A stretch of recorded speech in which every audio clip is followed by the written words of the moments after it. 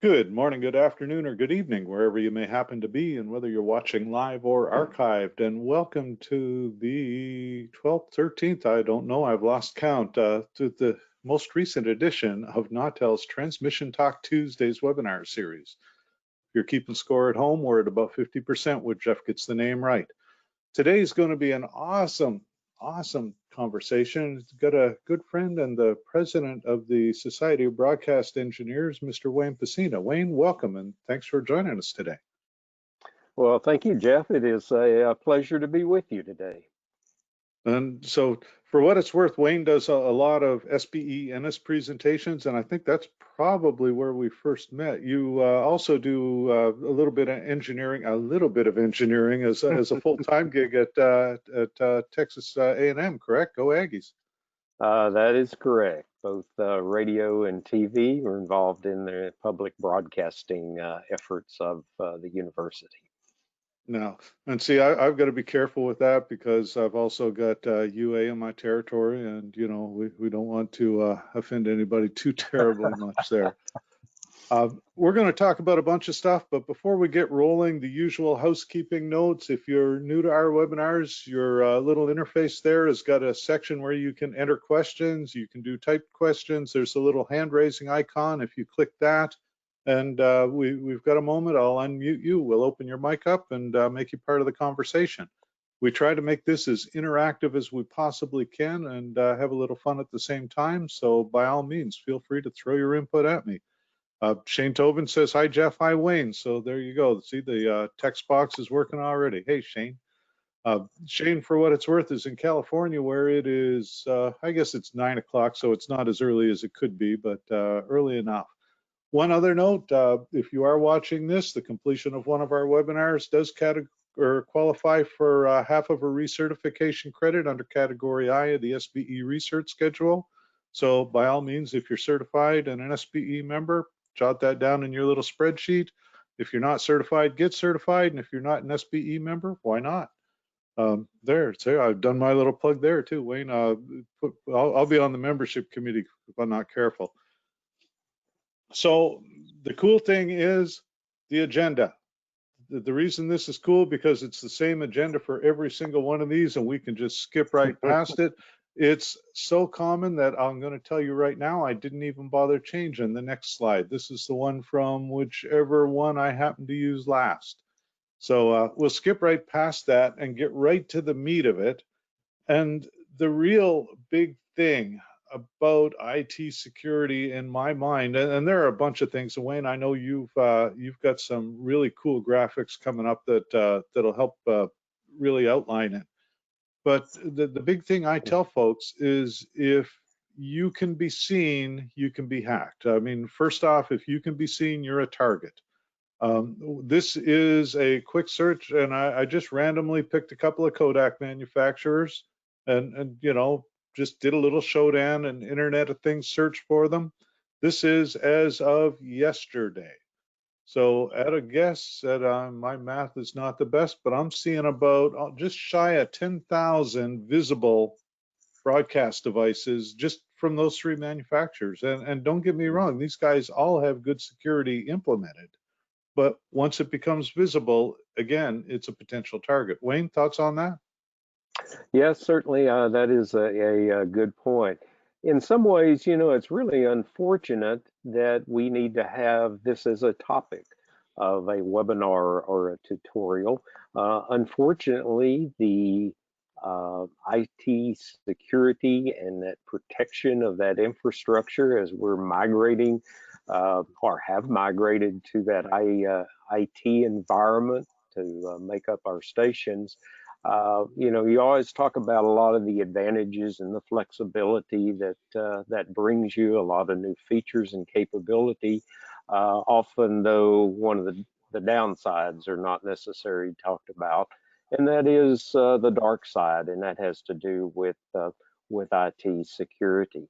So, you know, one of the kind of first principles and, you know, building that protection of that barriers is to minimize the attack surface. Well, part of that is minimizing that visibility. Certainly, the you know, one of the big advantages of the IP-based environment is that flexibility with access through the commodity internet. So there certainly is a place for that, but particularly in a broadcast type environment, it's really, I think you have to be very careful making any of that infrastructure visible to the world, so to speak. And that's a really good point, because one of the things when we were doing uh,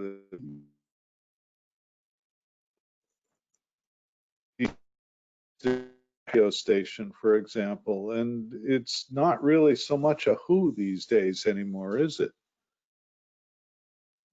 Yeah, I lost a little bit of your audio, Jeff, so I don't think I quite got the point you were making.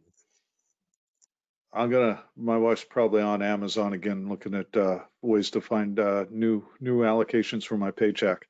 Um, so the the question you'd mentioned that a lot of times it's not so much some guy sitting in the basement all day just rattling IP addresses into the keyboard anymore.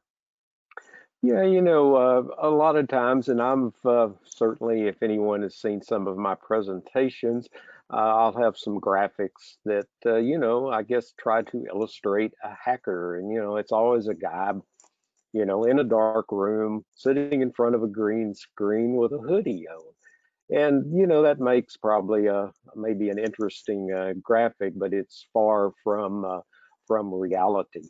For instance, your Shodan results of just searching for some common, manufacturers of audio codecs, yes, it yields, approaching 10,000 devices. And the likelihood of someone sitting at a keyboard manually checking, default logins on those 10,000 devices, that's not a very practical thing.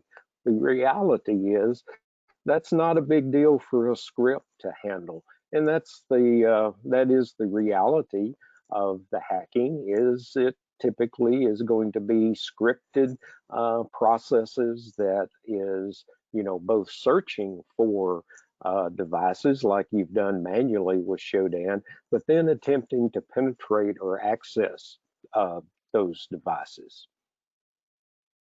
And that all runs, in the cloud, so to speak. Yeah, yeah. And that's the two steps. So that's what I say. If they can't see it, they're much less inclined to hack it. And That's right. definitely, if they can see it, there are a whole lot of things that should be done. And I've picked a few slides of things that I've seen. And so like here's a couple. And when I'm looking at a video automation server, for example, with a full permissions warning, that's that's a little disconcerting. Now, for what it's worth, those two pictures are both taken from a while ago, and they don't show up on Shodan searches now. So I think that people are slowly changing their ways. Hmm. You know, I mean, this one, for example, is a little over 2 years ago, and it's no longer visible. So folks are learning slowly but surely, but there are definitely still a lot there. And so on that, Shane Tovin mentions in the comments here that VPNs are your best friend. And Shane, I'm going to open your mic in a bit, not right this second, but we've got to talk about VPNs coming up too. And I know one of Wayne's slides mentioned stuff like that. So at this point, I'm going to bring you over to you talk about structured implementation and layers and onions and all this great stuff. So I'm just going to let you roll with that for a bit. Okay. Well, one of the difficult things about implementing a security plan is where do you actually start? Because in some ways you can be just swamped with options and what to do and so forth.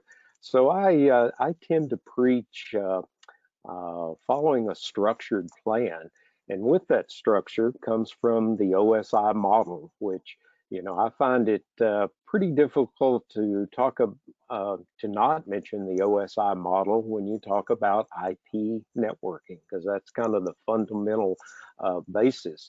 So to implement cybersecurity, well, simply begin and follow the OSI model and begin at the physical layer, which of course is protecting the physical access. And this can be, very simple. It can be also fairly complex, but it is protecting the physical access or the physical components of your network from tampering. That may be as simple as, let's say, a locked equipment cabinet that might be mounted on a wall of a small, let's say, radio station network. That could be, let's say, in a large environment, that might be a, quote, server room that also has the network access. And with that comes the monitoring, which monitoring includes, access control and so forth, cyber locks and cameras and all of that. Once you move past the physical aspect of the network, then you begin to use capabilities of, in a lot of cases, you have within the equipment you already have. For instance, if you're using managed Ethernet switches in your environment, just simply implement the port security that is a feature or a capability. And you think, well, gosh, nobody's going to walk into my facility and start tampering with it. That's not practical. That's probably not what you are really worried about there. It's really your employees. And it's not that your employees are trying to do harm. Most likely your employees are simply trying to do their job. And you think about let's say that weekend newscast, and something does not work right. And the usual, let's say, support infrastructure or the support staff is not there to assist, and they're trying to get their story off of that flash drive or moved on to the server and so forth, and something's not working. And say, well, let me plug this device into the network. And that's a easy way to protect that with the port security from having that foreign device, let's say, plugged into the network. And we're also assuming that before you really have got to this part, you're utilizing a segmented network infrastructure, which I think I have a couple of slides. We'll talk about that. But we want to isolate what I'll call our broadcast network from the business network, from maybe the automation network, and from maybe the public Wi-Fi network that we provide in the lobby for guests that are in the station. And again, that goes back to that principle of minimizing that attack surface. If a breach or something should occur, you're limited how far that can spread, so to speak, or the impact that it can have. And one other thing on that I've run into here and there, and it comes back to two things. The physical access, a lot of it comes down to policies. Like, we historically at Nautel, the internet for a lot of us didn't exist at all when we started working there. So, our IT infrastructure has evolved around us, so to speak. And so our IT guy said, we don't have a lot of hard and fast policies about how we do stuff. And so that's recently been implemented to help a lot of things. One of them would be in the physical access area, you don't take a USB stick that you got at a trade show plugged into your laptop while you're connected to unsecured hotel Wi-Fi to download a couple of things, to plug into the hotel computer to print, and then bring it back home and plug it into your network at the office. And so, little things like that you just sometimes don't think about at all. Yep, exactly. So, continuing on up the stack, so to speak, at layer 3 is where, packet filtering is implemented, which packet filtering, of course, is done by a firewall. It's a primary, basic purpose of a firewall.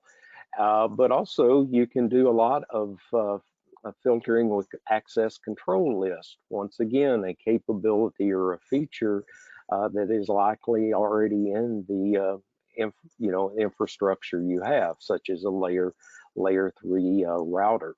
In reality, there probably is a combination of filtering done through a firewall as well as an access control list. Particularly once you've built the segmented network, there still is a need for interoperability between the different subnets of that network. And I think that's where a access control list can come in handy, is to limit that access. Because certainly you don't want to go build a segmented network and then turn around and put all of the subnets back together, because that, let's say, traffic computer needs to talk to the automation computer, for instance. So you limit just those devices, and that's pretty easy to do through an access control list. And of course, you can also begin to do encryption at layer 3 as well. But as we go on up the stack, we implement things such as authentication and higher levels of encryption. I already mentioned the VPN. I think that is an absolute essential for any time remote access is needed through the commodity internet. You just simply, that's really the only practical way to do that in a safe, environment. And one of the things too about authentication, often authentication all focuses upon the human user, but what often is overlooked is a application that is executing on one host device that is talking to another, and that application might have full open access. So, authentication also should be implemented at that application layer as well, particularly when you have, again, example might be that automation computer and the traffic system that are talking to each other.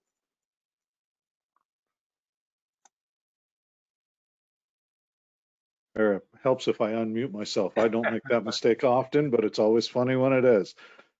They get this big red flag on my screen that says, "Hey, dummy." Anyway, Shane Tobin made a good comment that VPNs are your best friend, and that's quite accurate. I mean, I know even for me, if I take my personal laptop on the road with me when I'm doing any banking, I'm usually going to have Tunnel Bear running unless I'm doing something totally innocent like watching something on Netflix. But if I've got my bank app running, I'm not going to do that on hotel Wi-Fi as a rule without some kind of firewall and protection. Yeah, and take that same approach. You won't access your bank account on, let's say, through an open internet connection. Why would you want to access, let's say, your transmitter control system, or again, that broadcast infrastructure? Right. And that was something that John Van Milligan had mentioned. Hey, John, that some devices do need public access, and he gave one example. I know our AUI is another, but he makes it a point only to open the required ports on the firewall. And I mean, I know I'll show an example of that in a slide a little later too. But yeah, it's there are a lot of things you can do to limit access. Mm-hmm. One of the challenges that you do have in the environment is a lot of devices will open ports for various services by default, whether the user needs that service or not. And going back to this principle of minimizing the attack surface, one of those to do things is simply go disable or disable services or close ports that you do not need in your environment. Just because it is available doesn't mean it's necessary needed for your environment. And then in some cases, maybe the actual device will not allow you to disable again a given service. That might be FTP, that might be, well, certainly we hope no one has Telnet enabled these days, but there's a lot of devices out there that do. that's where you'd use packet filtering, either through a firewall or through simply an access control list to basically block that visibility from the outside world. Yeah. Shane has made another good point here on port forwarding. And Shane, buddy, you wrote me a book, and I really do appreciate it. But I'm going to unmute you and let you tell me the story yourself, so I don't have to read it all. So you were talking about port forwarding. Yeah, yeah. I figured eventually you might just break down and unmute me. But I tend to disagree on port forwarding. There was there was a point in time when I thought, okay, that's great. That's the way to do it. Just open a port in your router, fine. But again, if somebody can see it, if they can still ping your router, they can port scan it and they will find it and they will get in, even if it's a non-standard port number. So again, back to that whole VPNs are your friend thing. You can set up either site-to-site VPNs from a remote site to your local network. You can set up a VPN from your mobile device into that remote site or back to your local network, which then links to the remote site. There are tons of options. You could set up a remote desktop solution, even if it's something as simple as like TeamViewer running on a PC out at the site, and you connect to that through your remote device, through your mobile device. There are ways around it without poking holes in your firewall. It's like, okay, so suddenly you're going to install a screen door on a submarine, right? It doesn't make all that much sense. Yeah. The challenge there too becomes, I mean, VPNs are great, don't get me wrong. As I say, I use one, but you've got to be careful too, because if you're running split VPN, depending on how you provide access, you can almost negate the whole principle. That's very true. Yeah. So for example, whenever I connect to the VPN, for instance, here it routes all of my traffic through the main core, through HQ. So sometimes I'll actually use that to secure things, like when I'm on public Wi-Fi and so on. It'll give me that little extra layer of security, but it also gives me access to all of my other resources. So I have to be kind of careful with that, because once you're in, I mean, you're in, and you've got access to to everything, depending on how your network is set up. Well, and that's like with us, we do some split VPN. So if I'm on an unsecured Wi-Fi, they ask that we don't VPN into the company network, because that just provides somebody a free ride. Mm-hmm. Yep, and that's certainly a possibility. Again, depending on how your systems are set up and all that fun stuff. Yep, yep. And so definitely there are a lot of things to look at. Now, thanks, Shane. I appreciate that. Wayne, I am going to go to your next slide, because this is the picture that this is my favorite slide out of all your presentations, I think. The castle. Well, So, the castle.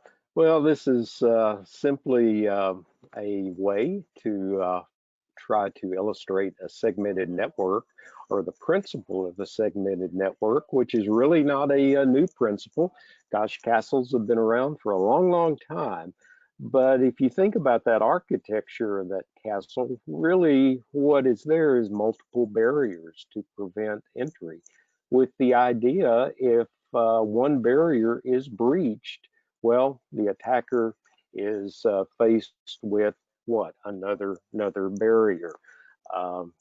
Castles are always surrounded by moats, right? So that's your first barrier. If it's breached, there's a wall. If that wall's breached, there's another wall, and so forth, till finally you get to the core of the castle, or the core of the network, and that is the most protected part. And maybe that, in our context of broadcast environment, maybe that is our broadcast content network, or transmission paths, and all of that. That would be the most protected. If it was, let's say the finance person or the CFO in your company might argue, well, the finance network needs to be the most protected. But, again, there's different layers of that. And this is where the segmentation comes from, again, by minimizing the attack surface. If, let's say, a layer is breached, the impact or the reach of that is limited through that segmentation. Before we go on to the next part of this slide, which is my second favorite part, just because if you're a Shrek fan, you'll know why when we get there.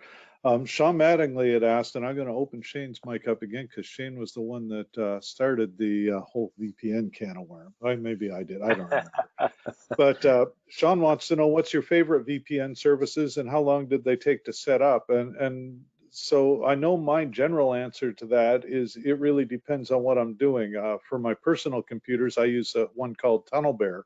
It's got a free limited data rate service with a fewer number of servers, or you pay, I think I'm paying $50 a year on it to have a whole lot more access.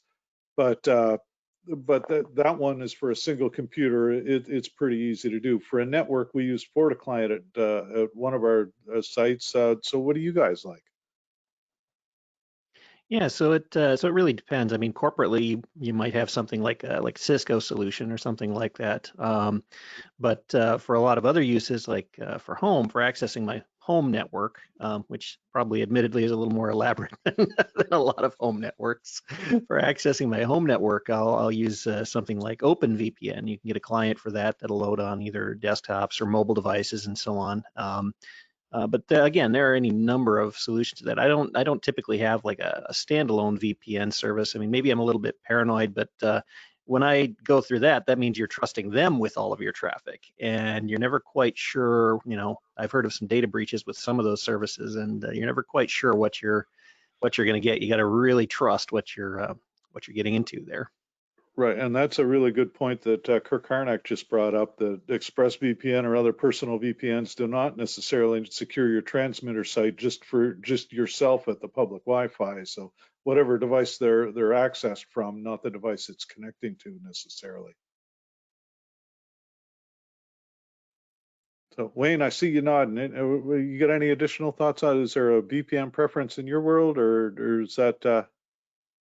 Well, from I guess, a professional side, the university uses a Cisco infrastructure, so I'm using, Cisco clients, either on a device, whether that's my iPad, my iPhone, my MacBook that I'm using here today. For access for home stuff, I'm also using Cisco, maybe some older hardware because I know that a little better, and also have some Ubiquity hardware that is some of the newer stuff. So, one of the things I might point out about VPNs, implementing a VPN used to be actually pretty pricey, pretty expensive, and that is drastically changed. So there is a world of products out there, both open source as well as commercial products at all kinds of levels. If anything, some of the challenges is decided maybe what to implement or choose in terms of manufacturers' products, because for $100 you can basically implement a small VPN server. Well, that was unheard of, 4 and 5 years ago. You would be talking thousands of dollars for such a device. Now, granted, it's going to be limited in terms of simultaneous users and throughput in terms of bandwidth, but for a small network, certainly, certainly adequate. Not everyone needs that, let's say, $10,000+ Cisco box is, Right. For their network. Yeah, and that's what I was saying, like with the TunnelBear one, I mean, I do the paid service. I'm not going to stream Netflix on it, but if I'm watching Netflix, I'm not really all that panicked at that point. Kirk Harnack has thrown out a plea for help, I'm going to call it. He's found that router to router VPN is difficult to set up, and let's see where to go. Looking for advice on how to set up MikroTik to MikroTik. YouTube videos are very bad. So if anybody knows Kirk and is familiar with MikroTik, then if you've done router to router on it, give him a holler, and maybe we'll do a webinar on that, or it might end up on one of Kurt's This Week in Radio Tech webinars, which are also a great source of a great resource. Another comment about setup. I'd mentioned choosing the appropriate platform. is often difficult because of the number of choices that's in the marketplace. Once you've made that that decision, often then the challenge is the setup based on simply because of the number of possible configuration parameters that come into play in setting up of that VPN. So again, it can be, of course, a lot of products have the quote setup wizards that have a predefined, let's say, configuration that allows you to walk through. But they are, it is, I think, important to recognize they are a lot of variables that come into play or can be brought into play with a VPN. Well, it's like we were having a discussion online about cloud-based technology just yesterday. Wow, time flies. And one of the things I said, it's a lot of power and a lot of flexibility. It can be as simple or as complex as you choose to or have to by virtue of necessity make it. So yeah, it can definitely be interesting. And on the topic of complexity, now we get to go to my next picture, my next favorite picture. So tell me about Yes. the onion. Well, this is another way to illustrate or an attempt to illustrate that segmented network. Certainly we use the castle and the different barriers. Well, the onion is a similar approach in that the outer layers of the onion are less secure. And as you move to the core or the center onion, it is more secure. And those layers of the onions might represent the different networks or subnets in your overall network infrastructure. Very cool, very cool. I like to say the onion.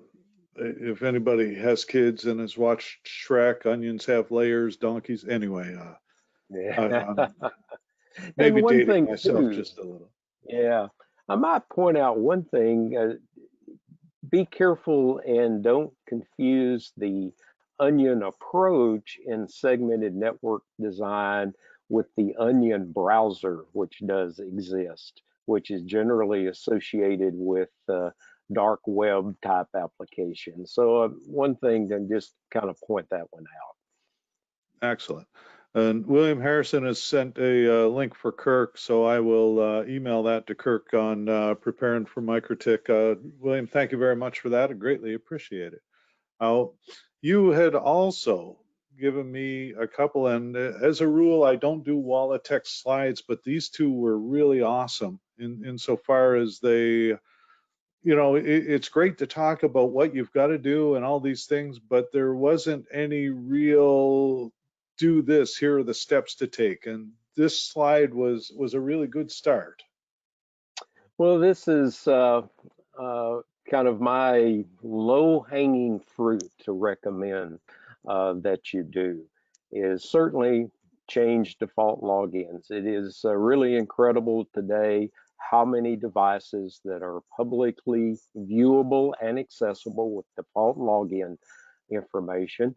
Once again, it's not a big challenge to have some of the security penetration software that running a script, even as simple as Nmap, to run scripts to check for both discover host devices as well as check for those default logins.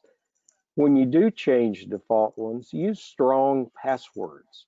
And it's also amazing sometimes the simplicity of passwords that are consistently used.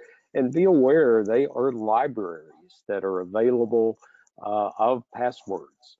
And that becomes the dictionary, so to speak, for the scripts and so forth. And this particular list, this is the 10 most popular passwords.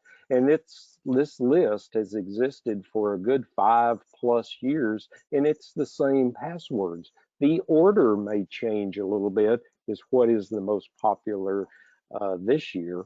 But I'm happy. I've got the second most popular password on my, yeah. Yeah, there you go. There you go. One of the things that I've started doing for my passwords is I'll use a sentence, and it might be a Yep. semi-nonsensical sentence. I mean, one of my passwords in the past was I'm going to write this down, and you know, just vary caps and lowercase and put some Exactly. numbers and characters in there, and do it that way. Yep. There's a good, and William linked this too, there's a good xkcd.com comic, if you follow them at all. Comic number 936 specifically refers to password strength if you feel Yep. like doing some time with Google. But certainly that approach of using that, you know, a sentence that means something to you, and then you alter the characters in it is certainly, you know, creates that strong password or paraphrase for that. Right. I, Yeah, and I you know, mean the big thing is, like you say, admin and password are really not good passwords. that's right. But they still get used.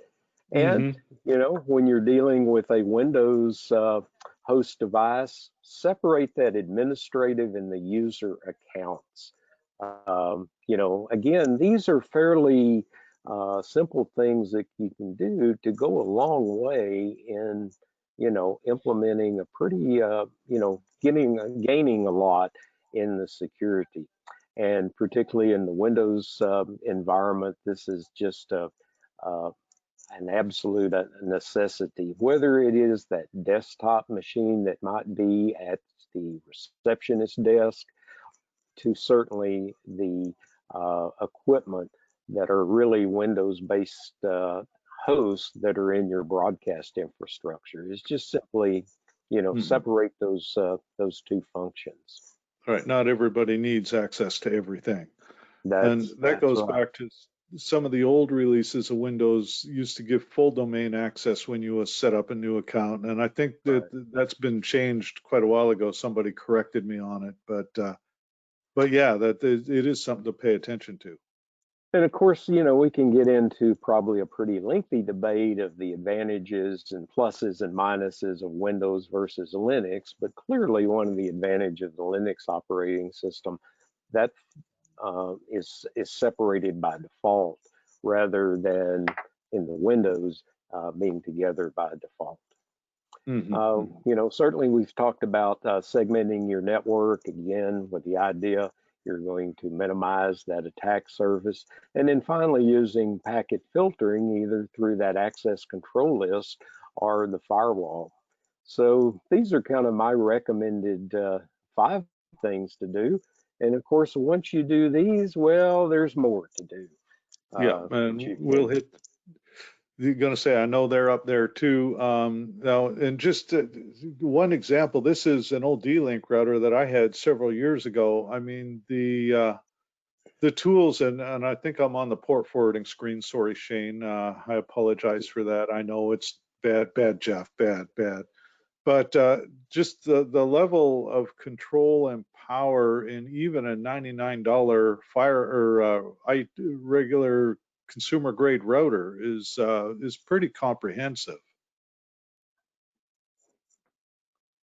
So, you know, I mean, you can do like the partitioning, the firewall settings, filtering, and access control, all that stuff in almost anything. Wayne, have you messed with that much? Well, certainly, I think each application calls for that customization. You think about the interfaces through that are on most devices now that are graphical in nature, as opposed to that traditional command line interface. Particularly, you know, the Cisco iOS command line is also, you know, very popular. A lot of people know that by heart. But unless you are in a situation where you're dealing with that every day, a lot of these graphical interfaces makes it a lot easier to set up, you know, a given device, whether it is a router, a firewall, you know, even an access control list Yeah. can be implemented through the graphical user interface. Exactly. And now I want to step forward to your more expanded list of things you should do. I mean, the 5 were things you must do. I mean, if you don't do anything else, do those 5, but there's more. Yeah, so again, the same first 5, but go beyond that now. Once you get those behind you, move forward. Another one is to disable any unused services. We've already mentioned that a little bit. Again, that goes back to minimizing that attack surface. We want to close any kind of or ports that are not being used, which again, of course, an open port refers to an application or a service that is using those ports. If the individual host does not give you that capability, then you also, that's where you would use external packet filtering to basically to disable remote access or that visibility. Another aspect is simply monitoring your network. In other words, know what is normal for your network. Because a lot of times abnormal traffic for no real business reason uh, often indicates there's been some type of cybersecurity event that has occurred and is occurring, uh, and so forth. Certainly, we want to use secure access. Uh, be sure Telnet is not enabled on any of your devices. We've already talked about, of course, utilizing VPN for offsite access, particularly through the commodity internet. And then also another one is don't be a victim of social engineering. Educate your users. And this is particularly, I think, important because of ransomware, which is one of the cyber threats that, in fact, is growing very, very rapidly. And I just last night, kind of preparing for today, looked up some of the statistics that ransomware has increased just this year alone by 260%. And one of the targets now is the small and medium-sized businesses. With the idea, large corporate environments, they've invested the resources, namely in money and capability, to add content type of inspection firewalls and so forth, but a lot of smaller businesses and medium-sized business simply has not. But a lot of the prevention or minimizing the impact of ransomware is through educating particularly users, is not to click on those unknown links and so forth. And yes, certainly you can have technology to help, minimize that, but it still goes back to, users can go a long way to prevent that type of infecting through a ransomware. And one of the And things, that's, earlier we were talking about physical access and talking about, well, we're not necessarily worried about someone walking in the front door. There are plenty of IT support horror stories of someone with a Cisco polo shirt on walking in the front door of a business and effectively beginning, carte blanche access to all of the IT resources. So there is this aspect of social engineering that can be exploited, and yeah. that can occur both at the physical layer as well as in applications and so forth. Well, and that's one example. We had an instance not too long ago where somebody got an email that looked to them at least 100% legitimate, and they opened it up and promptly sent a phishing email to everybody in their contact list, and that included several of our customers. So it can happen to even folks that do have moderate level of paranoia. One of the things that we've started doing in-house is our IT manager does send out targeted phishing emails, I guess. What do they call it when he's basically he's looking for the holes in our own system? I know there's a phrase for it, and I can't remember it.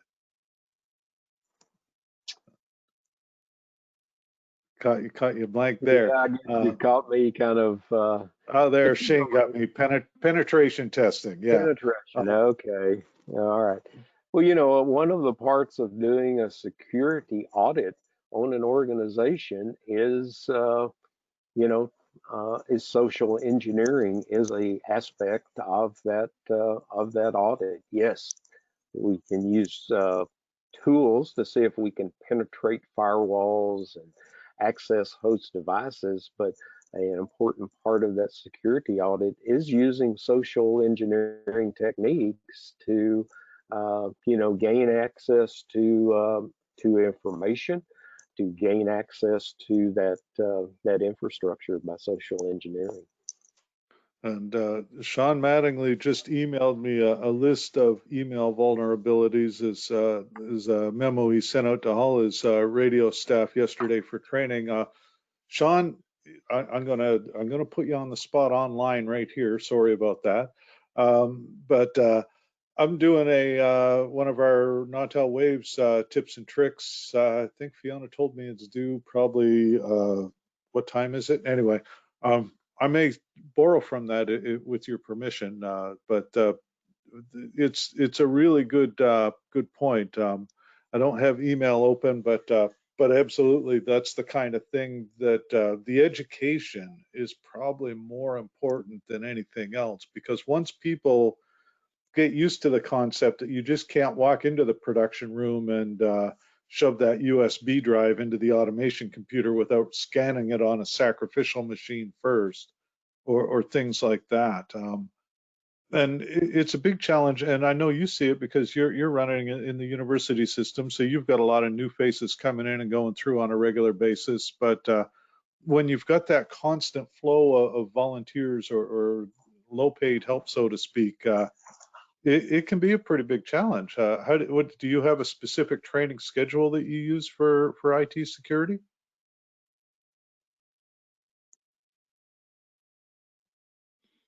And did I lose my audio, or are we just rolling along? I'll say, Wayne, do you guys have a schedule for training on security for your staff? We do. Again, being part of a large university environment, we do have actually some mandatory training that actually is one of several annual training courses that we must go, we must go through, and that is focused, again on kind of all of these principles, particularly, but social engineering is a big part of that. Okay, Shane, I'm gonna unmute you and put you on the spot again, because hopefully you're in front of the computer at the moment. But Oh yeah, I'm here. awesome. I was just wondering, you guys are a pretty big organization, and you've worked with other big organizations through the years. What all do you guys use for training on that sort of thing? Is it less formal, more formal? How do you work it? It's actually a pretty formal process, and it's an ongoing process. I mean, user training for IT security is constant. And you can about imagine. I mean, it gets really sensitive, especially when you're dealing with things like cardholder data. I don't know how many of you are familiar with PCI requirements, payment card industry requirements, but any place where payment card data is handled, and of course, if you're a public radio station and you're taking memberships, you bet you're handling payment card data. So you directly or indirectly. So it's the kind of thing you really need to pay attention to. There's a service out there called KnowBe4. KNOWBE and the number 4.com. They actually do a lot of user training and have a number of tools for that, including sending out internal phishing emails to make sure that your users are actually learning these things and making sure that they don't. And some of them can be pretty clever, actually. So you gotta really kind of watch out, or you get sent to remedial IT security training. So it got to the point where I got one recently that it was perfect grammar, perfectly written. And I mean, I was this close, and it's like, yeah, no, something doesn't feel right. So I forwarded it over to our IT guy, and he said it was one of the better ones that he'd ever encountered. But yeah, they're starting to they're starting to definitely get Yeah, get a they're whole getting lot more and better more at these clever. things. Yeah, Yeah. yeah. And that's we've got another comment that somebody mentioned that they got caught with a phishing email this morning. I won't mention any names in that one, but I mean, to be brutally honest, these days it's something we can all get nailed by. I mean, they are getting a whole lot better. It's to the point where I won't click on anything with a link in it unless I've specifically requested that person send me that email. Yep. You know, One thing also to be, cautious of uh, s- is opening what are apparently documents like a PDF or a Word file or Excel spreadsheet. That may not really be the case.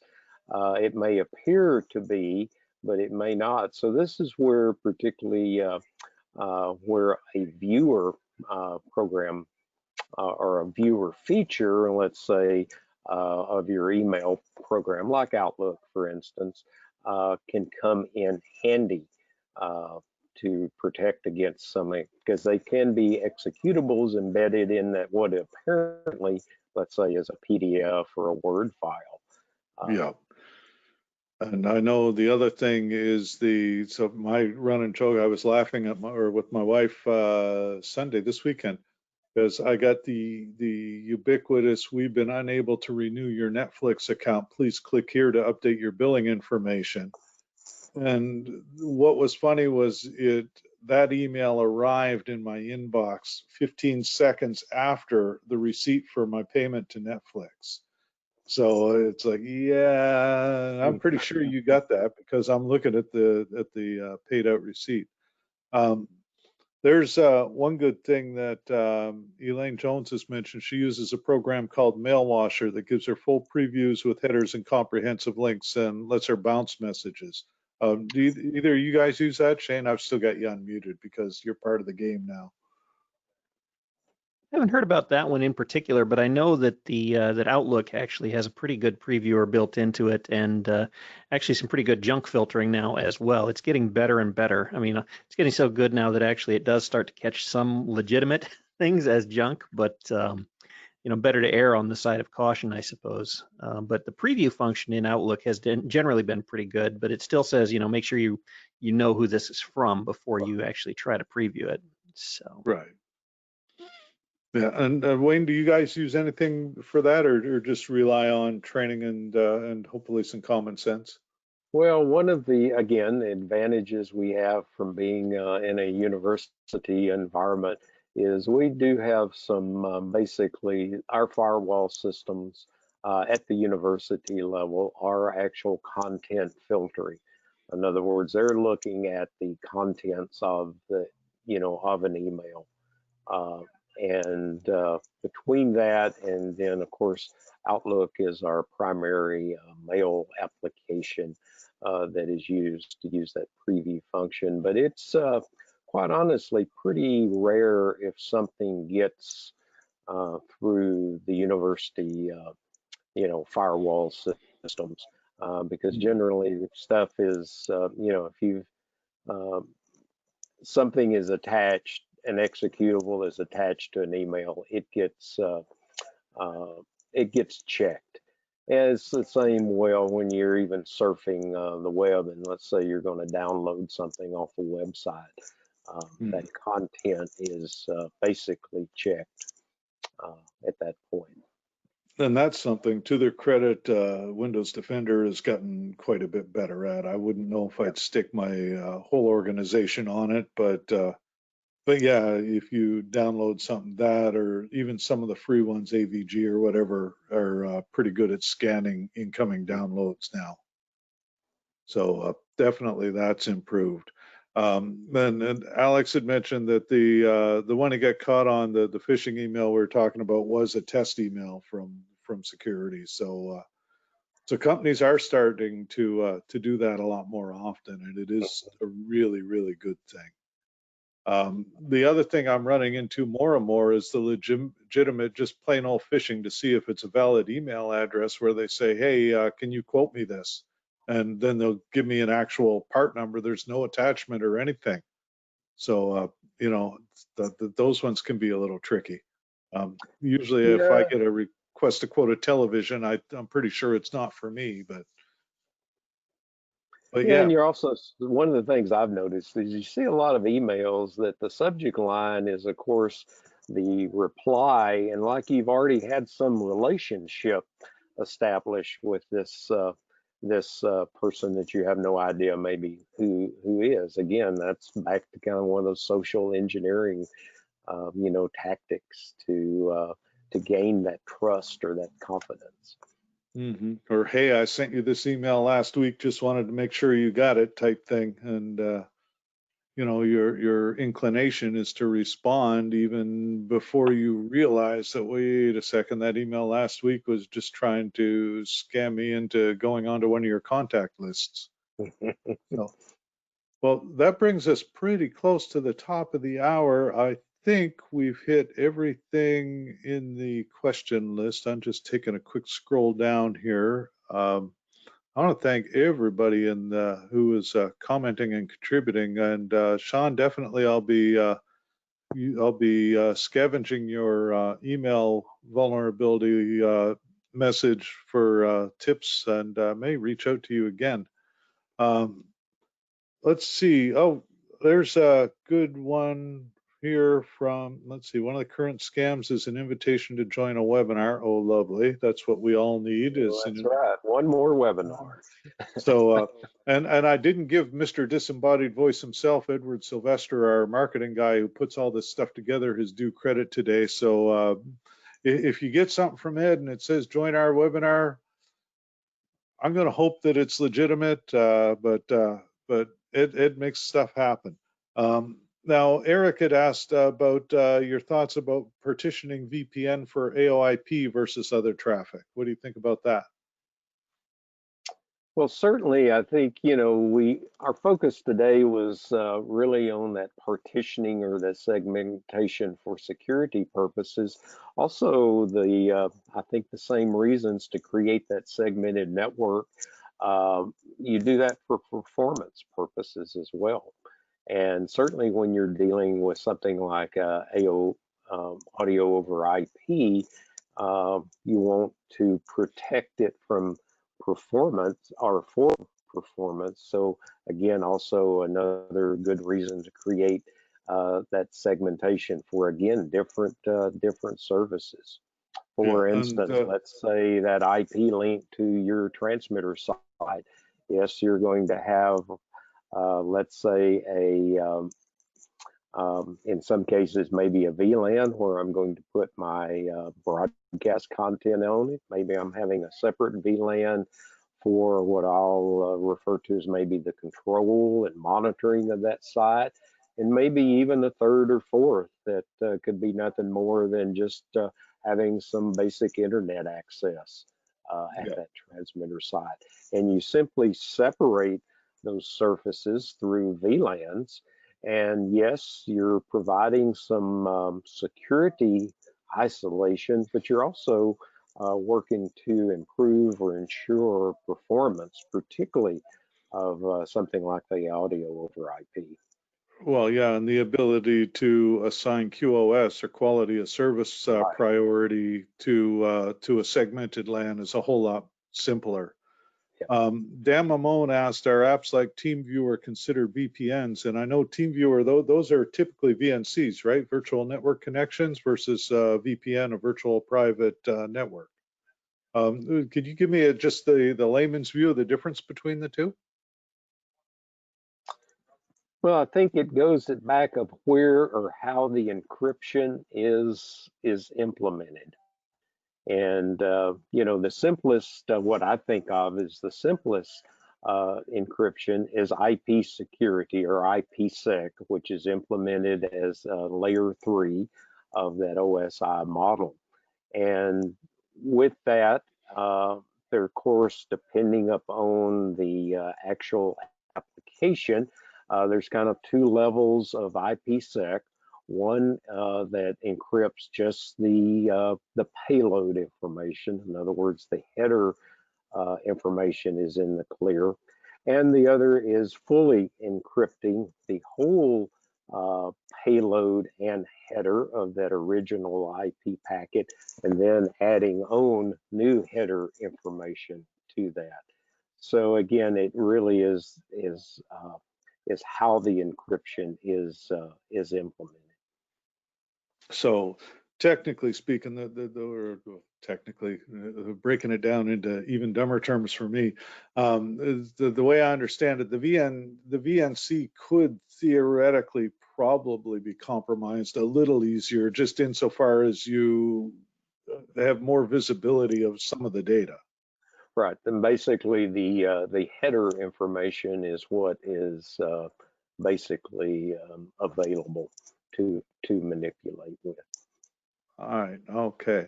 Well, that takes us up past the top of the hour. As I said earlier, this webinar will be archived. You can find it on the webinars link through our webpage or future webinar registrations, and on our YouTube channel. This webinar and a whole bunch of other ones are archived as well.